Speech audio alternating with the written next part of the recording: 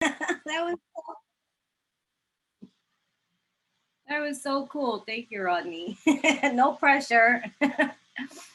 I've been praying all day long, just trying to stay in the center. Good evening, everyone. My name is Theresa. I'm an alcoholic. Grateful to be here. Grateful to be sober because of a loving God. My sobriety date is March 29, 1990.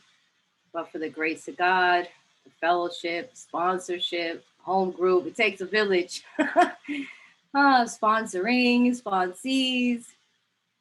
I've had the honor and the privilege of being with you guys for the last few minutes. Welcome anybody who's new. Please keep coming back. And old timers, thank you for my life and my sobriety. A lot of stuff has been going through my head. One in particular, I'm always uncomfortable and this is awkward, even more so now. Through prayer and meditation, I came up with this bright idea. I called Ali and I was like, I think I want to be the next one. And then I regretted it afterwards. I was like, why did I tell him that? Because Ali goes with it, boy. He'd be like, yeah. I'm like, I think I changed my mind. I was just having a moment. So that's come up for me today.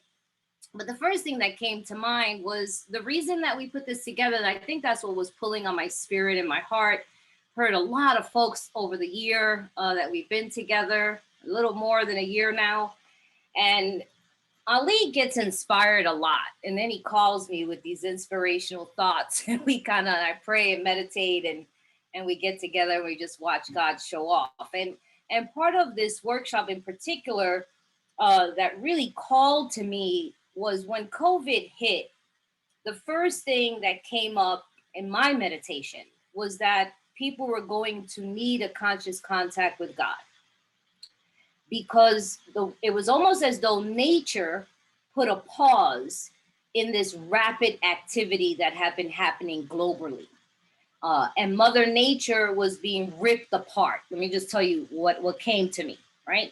And if we notice what was happening before COVID, there was a vibration energetically in the universe that was a rapid movement that had the only steady rapid movement was a high energy of forces, which was creating a lot of friction, a lot of anger, right? Everything was angst, right? There was a lot of anger and fighting and da-da-da.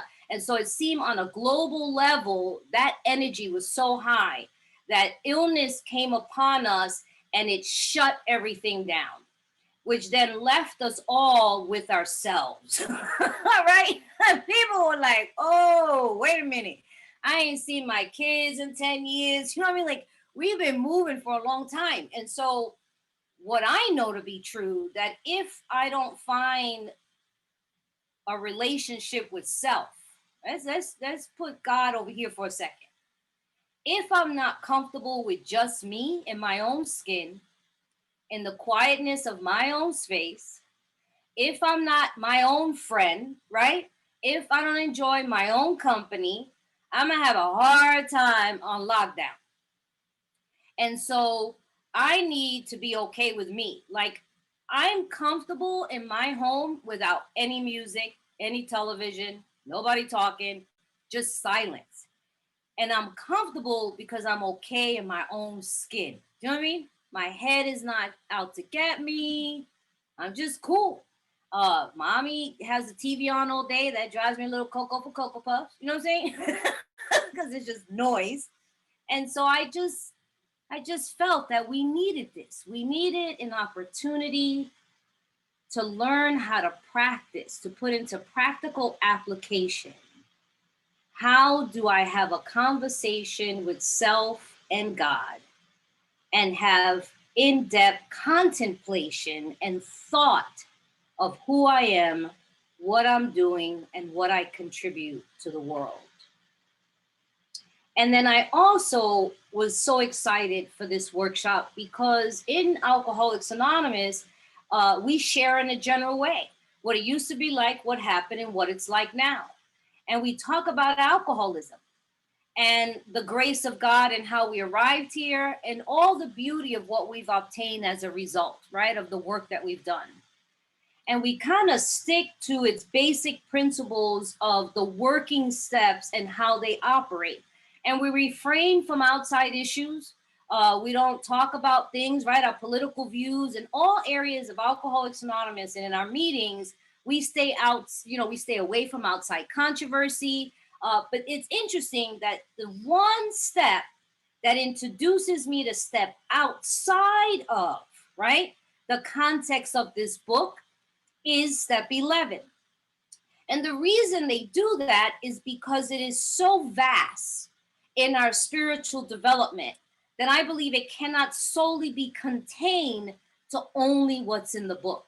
And that by this time, when I've arrived at 11, sanity has returned. It's interesting how they now introduce me to go back to these other resources when I'm in this state of mind. And the state of mind I would be at 10, they use language like sanity has returned. God gave me a brain to use.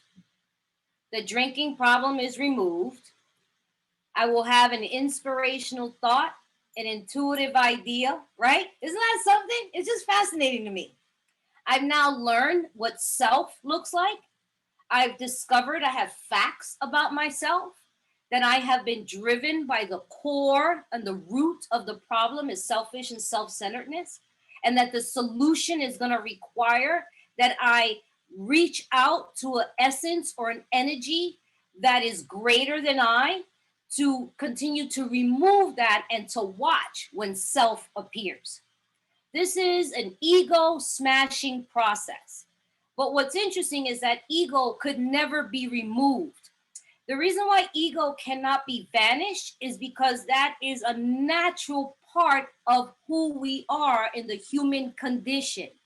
If I got rid of ego, I wouldn't probably bathe, I wouldn't compete, I wouldn't go to school, I wouldn't go to work. Ego has a role in the human condition. And what I learned up to this point is they use language like self will run riot. It doesn't say that I was never supposed to have will. The human species is the only species that has the freedom of choice and has will. Every other insect, animal, plant, any marine life does not have what the human has, which is the power of choice. Since the beginning of time, whether you want to believe in Adam and Eve, Cain and Abel, you want to believe in Muhammad, you want to believe in Buddha, if we go through historical, theological doctrine, mankind has always been in a position of choice. If it wasn't for their will and their choice, we wouldn't be flying in planes. We wouldn't have the gin machine. We wouldn't have alcohol. We wouldn't have all the extraordinary inventions and advancements in our evolution and change if it wasn't for the extraordinary, creative, infinite architect of design, which is something greater than ourselves. If we want to believe in the matrix, that it's the architect who's running things, if we want to believe in the Christian doctrine, that it's called God, Jesus, the Holy Ghost, the Holy Spirit, you want to believe in Muhammad, whatever it is, everything in every country, in every place has always stated that there is something else that walked here on earth, that brought a message to man to create change, evolution, to shift the consciousness of others, to bring messages and teachings. And so when the book invites me, the big book of Alcoholics Anonymous invites me to now begin to go out and perhaps start seeking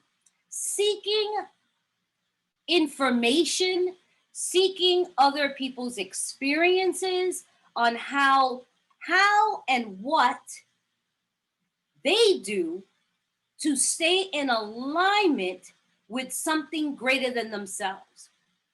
So because I've let go of this narrative at this point, and interesting enough, the narrative that I had, and Bill, I love how Bill talks about it when he was at the church.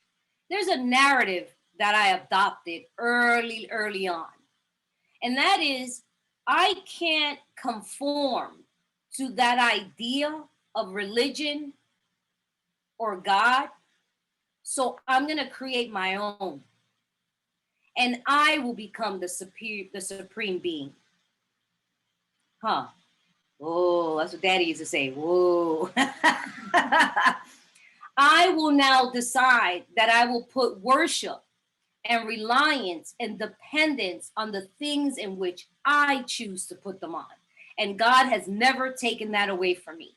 Whether it's alcohol, drugs, money, job, relationships, clothes, whatever the case may be, I have always been in a position to decide what is greater than me and what I will depend on and what I will rely on. And that I depend on and that I rely on is going to orchestrate the decisions that I make in life. Whether it's science, I love people who say I'm agnostic or I'm atheist. I love the chapter to the agnostics because it begins to debunk the false narrative that I have had all these years. I've always believed in something. I've always had faith in something. There is no way that I'm going to show up at the bar, the same bar, week after week, and not have faith that they're not going to open it up and have the drink that I'm looking for the moment I arrive. Okay? So I've always had faith. Whether it's the God of reason, whether it's knowledge, whether it's science. Science itself is fascinating to me. Right now I'm doing biology. I'm having a great time because I am fascinated by how the body is, the organisms and life and evolution and development, because science itself talks about there is no absolutes.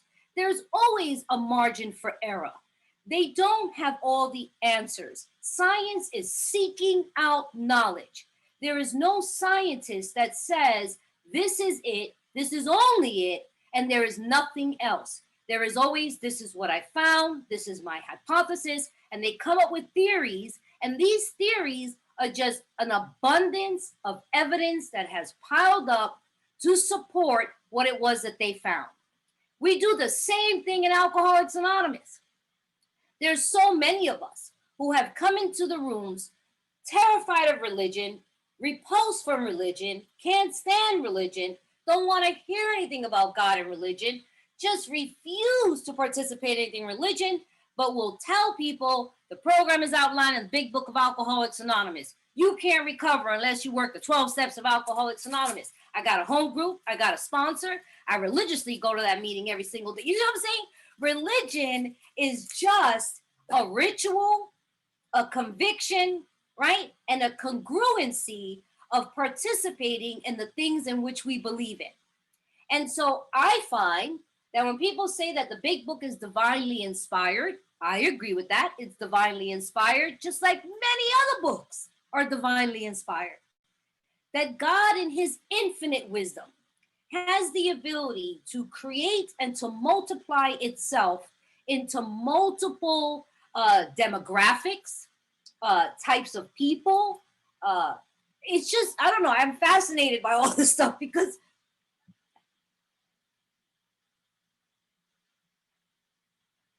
it seems as though the founding people of Alcoholics Anonymous were one of many who were able to find the language to bring about people who were similar in kind, to lead them into a path,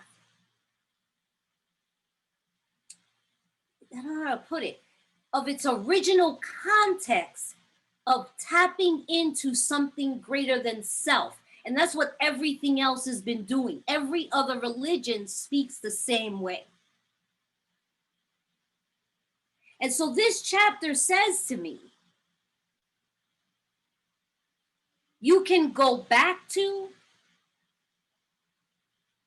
the religion you came from with a different perspective, with another pair of eyes. We just read with an open mind, no longer contempt with investigation.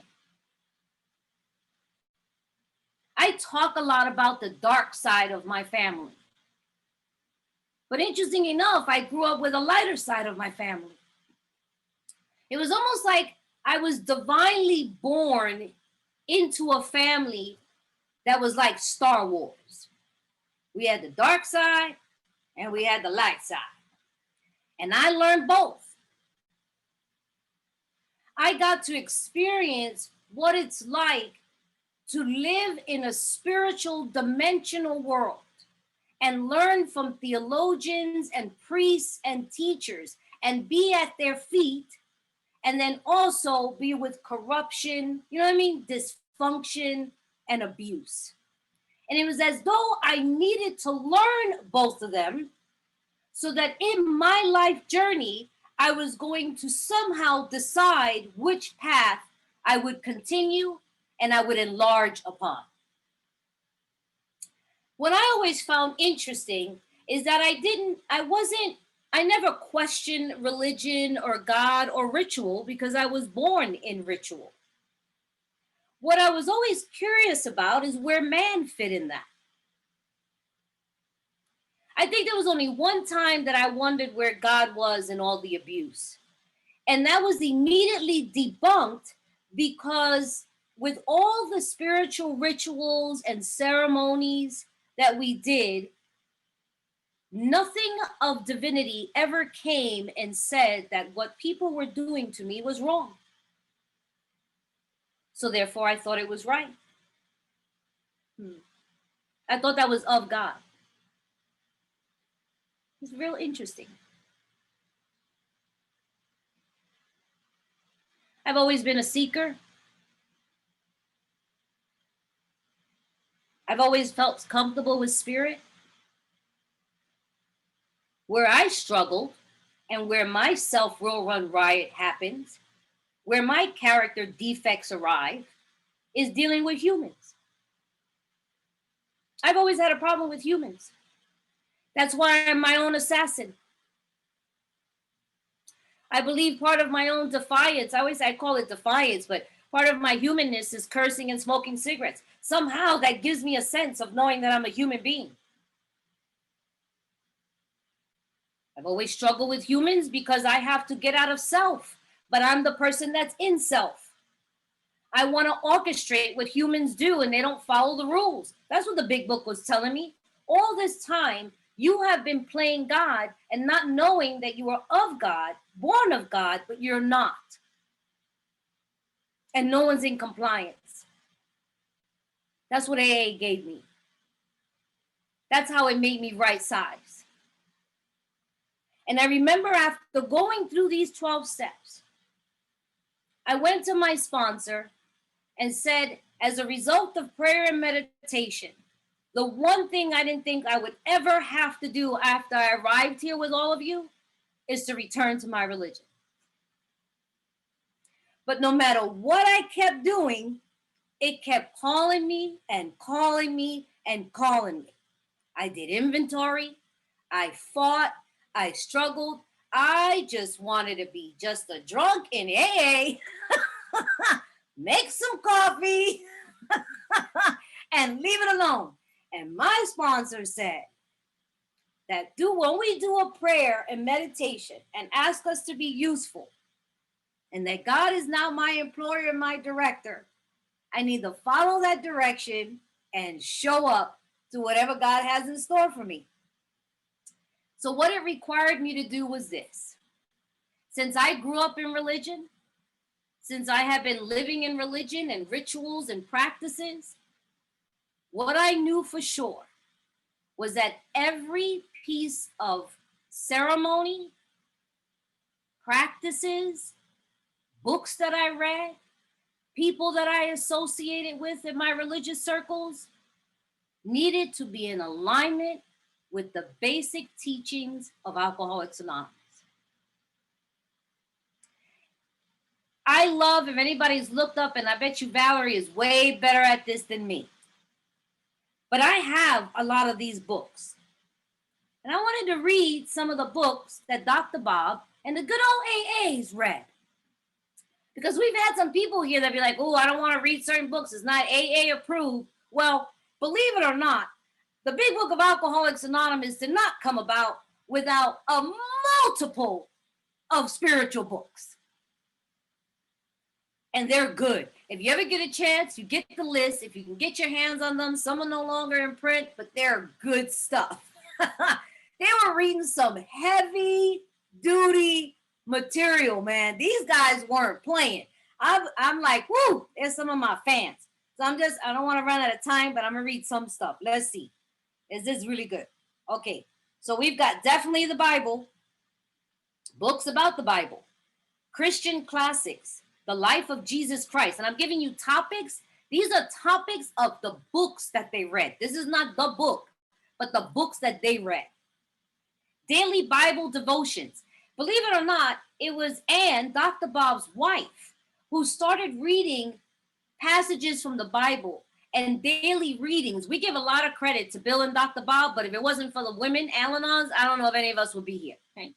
And because they had a lot of drunks in that home that had jitters, they were detoxing, they were uncomfortable, what they would do was they would read daily prayers from the Bible just to quiet the drunk. And she would read from the Bible.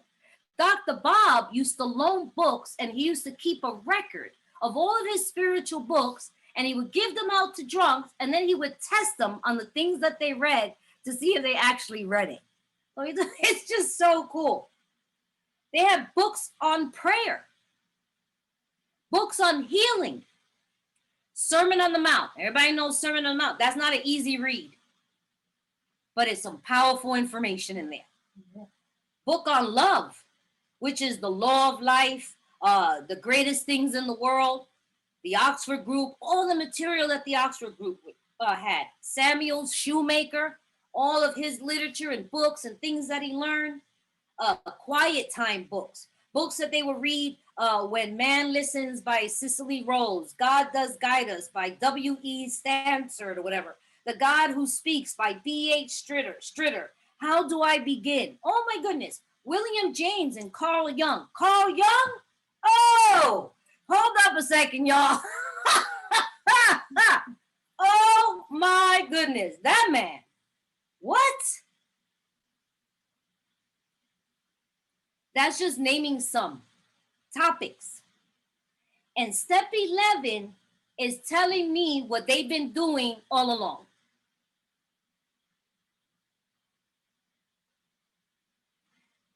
How does that help me if I'm new to prayer and meditation?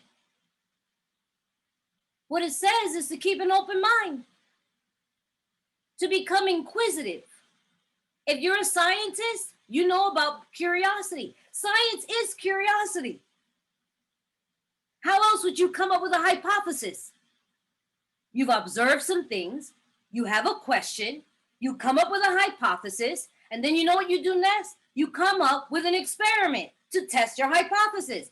You know, I don't know if anybody ever seen that movie called God is Dead. Did anybody? That's a great movie, God is Dead. Now, I'm going to do spoiler alert. If you don't want to hear it, mute me or whatever, okay? But what I love about that movie was that it was an argument with a professor who insisted, he was an atheist, that there was no God, that God did not exist.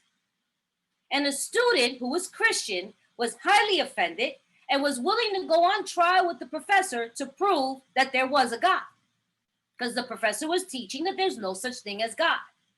Now, you may be able to argue it if you're a scientist, if you're a person of knowledge, if you're a person of a deep thinker, you may be able to argue the end of this movie, but for me, it was a clincher, it was the moral of the story, and that was the end of it for me, and the dispute was over. But what the student ended up doing, how he won that argument, was that what he told the professor was that if there really, really is not a God, if you truly believe that God does not exist, how could you spend so much time trying to prove something that does not exist? Because you are trying to say it doesn't exist, claims that it does exist. You can't talk about something not existing. Automatically, the moment you talk about it, it exists. That was so good. Oh my goodness, that was so good. So for every time we want to say, I don't believe in God, I don't trust God, I don't want to have anything to do with God, you have a relationship with God. So what step 11 invites me to do is just to be willing to develop my understanding, my relationship with whatever that is. I remember I had a sponsee once that called me and said, I believe that God is going to punish me, strike me down, and burn me in hell. What do you think? I said, I think you are going to be punished, you are going to burn in hell, and you're going to be struck down. And she was like, what? I was like, who am I to take from you your understanding of God? There are many religions and practices that have a congruent conviction, and when they believe in a certain principle or theory, theological idea, a doctrine in which they live their lives by that. If I believe I'm going to burn in hell, then I will make different choices in my life. I will decide not to do that because if I do, I'm going to burn in hell. You know what I'm saying? There are actually people who do that, folks. I always talk about my aunt who is Jehovah's Witness. I have the utmost respect for her and admiration because she's always been congruent. In my 50, I'll be 56 next in 3 days or whatever, in 3 days. In the 56 years, I've seen my aunt never change her relationship and understanding of God. I've done all kinds of stuff. You know what I'm saying? She has always been consistent and she lives her life that way. She makes every decision based on that. That's what I do in AA. Everything I do in my life, I make sure that I am congruent in my practice of the 12 steps and 12 traditions of Alcoholics Anonymous. Prayer is speaking. If I was your angel and I told you that the universe only operates on your spoken word, how would you speak then? Prayer is an acknowledgement and a speaking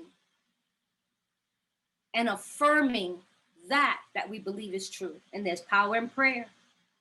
Many of us are here as a result of prayer. Meditation is an opportunity to tune into self. There are many books that give us methods and certain ideologies and ways in which to do that.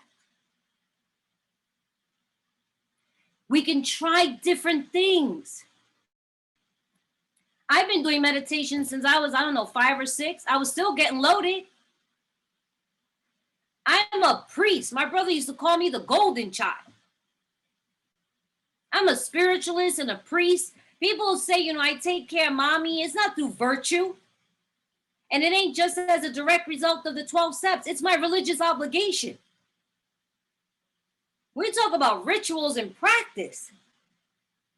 I live in a religion that is the oldest religion, according to us, before biblical time.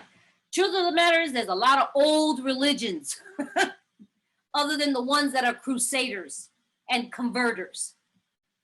I have books that tell me how to live my life, what I'm supposed to do when I get up in the morning, how I eat, what I dress.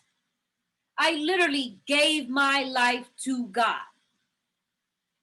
I can't say what I want to be and what I want to do according to my religious doctrine. I can do it or not. It just seems that when I do it, my life seems to go a little bit better. Does that sound familiar? That sounds like hey. And when I don't, I go Cocoa for Cocoa Puffs.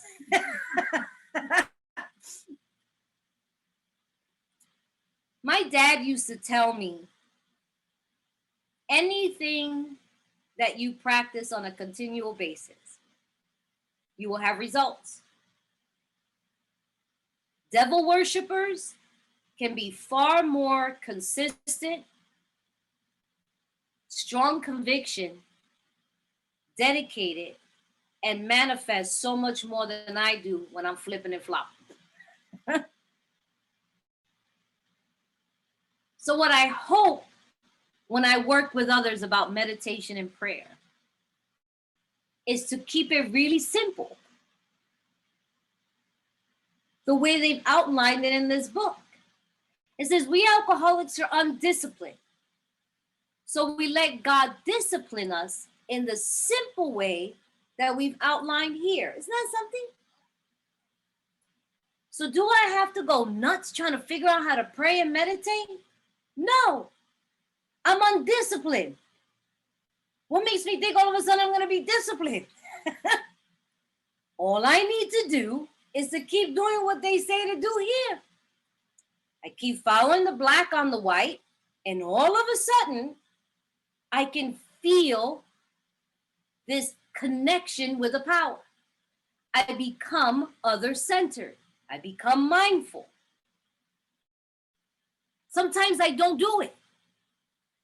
And I can feel off, uncomfortable, awkward. I need to feel that too. Everything is yin and yang, man. Everything is necessary.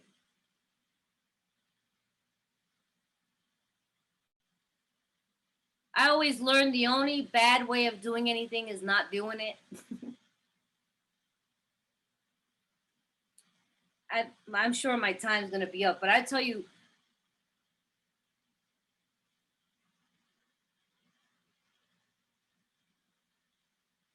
it is sometimes for me, it's as though all along God knew I was going to end up here.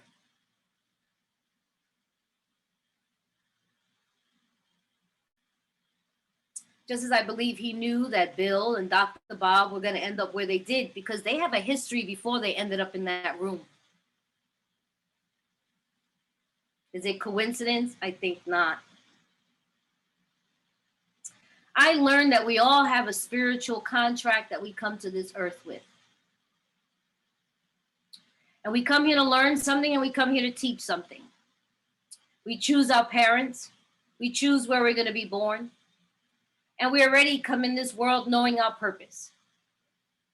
But we forget it after we come through the birth canal. And so somehow,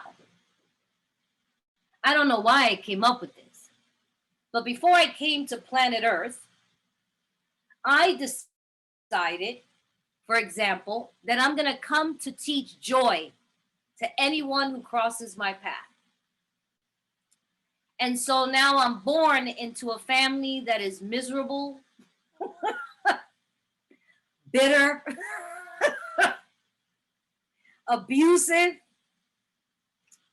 and I'm going to learn how to overcome, because in order to teach joy, I had to have tasted bitterness. That's a trip.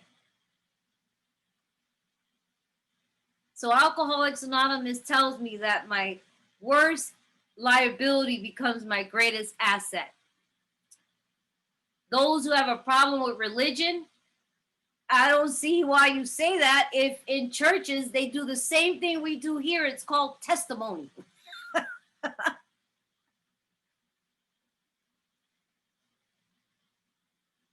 I just invite people not to shy away from the willingness to seek, to learn, and to continue to seek and to learn. We're never done until we're 6 feet under. The people that I admire the most, and I'm around, I spend a lot of time with a lot of theologians, a lot of priests from multiple denominations and teachings. And there's some qualities that most leaders have. And I found them here with you, but this is what I admire the most. They have a sense of humor. They're real simple. And interesting enough, the more spiritual you become, with this conscious contact with God through prayer, through meditation, through cleaning house, through this practice, we become more grounded on planet Earth. We're not in the sky. You know, I get nervous when people are in the sky. I'm like, you're gonna come down eventually. That's not realistic. That's what we were doing when we were getting high. You know what I mean? We always wanted to be high in the sky and all that kind of stuff. No, welcome to the land of the living. The land of the living is that I am present, I am here, I am awake, and I am aware. I feel pain, I feel joy, you know what I'm saying? I feel elated, I feel disgusted. That's the land of the living. And most of the spiritual teachers that I know live the simplicity of having a human experience. And real quick, I'll say this. You know what I found fascinating? I've been with hospice for many, many years helping family members. And if anybody's been through hospice, there's a pamphlet that they give you. And they tell you what's going to happen as you watch this person come to the end of life. We talk about science and medicine.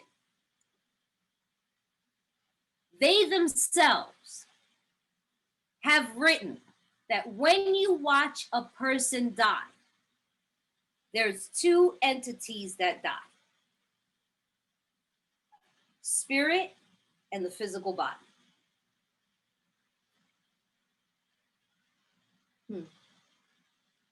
They have a pamphlet on it in hospice. For those who struggle with the spirit, you know what I'm saying?